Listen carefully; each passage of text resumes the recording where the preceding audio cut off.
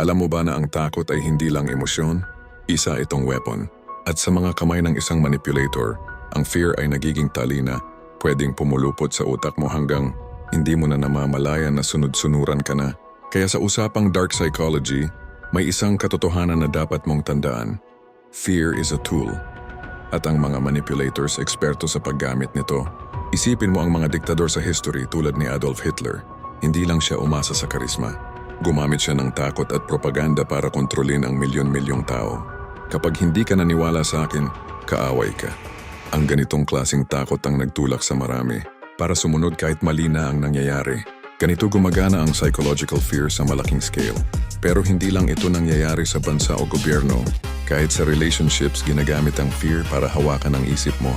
Halimbawa, kapag iniwan mo ako, walang ibang tatanggap sa'yo. Kapag nagsabi ka sa iba, sisirain kita. Emotional manipulation ito, at ang goal nila ay manatili kang tahimik, takot at kontrolado. May mga cult leaders din, tulad ni Jim Jones ng Jonestown Massacre. Paano niya napasunod ang halos 1,000 tao sa pagtalon sa kamatayan? Simple, takot sa rejection kapag kumontra ka. Takot na mawalan ng grupong tanggap ka. Takot na ikaw ay mali. Sa dark psychology, tinatawag itong collective pressure. Kapag ang takot ng isa, nagiging takot ng lahat. Sa workplace, may mga boss na gumagamit ng fear tactics.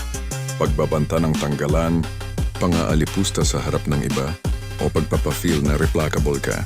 Hindi sila nagiging leaders at nagiging authoritarian manipulators sila.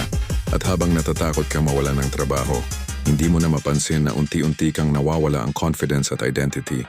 Sa pamilya, may tinatawag na fear-based obedience. Pag di mo ako sinunod, hindi na kita anak. O kaya, kasalanan mo kung umalis ako. Iyan ang emotional blackmail. At isa ito sa pinakamalupit na paraan ng manipulation dahil ang takot ay nanggagaling sa taong mahal mo. At sa socials ngayon, may mga online figures na umaasa sa fear appeal. Conspiracy, paranoia, takot sa mundo. Kapag natakot ka, mas madali kang maniwala. Mas madali kang sumunod.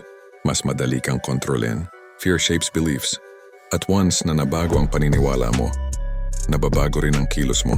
Kaya tandaan mo, kapag may isang tao o sistema na sinisikap gawing takot ang dahilan ng pagsunod, mo magtanong ka agad, ito ba ay respeto o kontrol? Dahil sa tunay na healthy influence, hindi takot ang puhunan. Dapat awareness, freedom at respeto. Fear is a tool. At kung hindi ka magiging aware, baka maging biktima ka ng taong marunong humawak nito.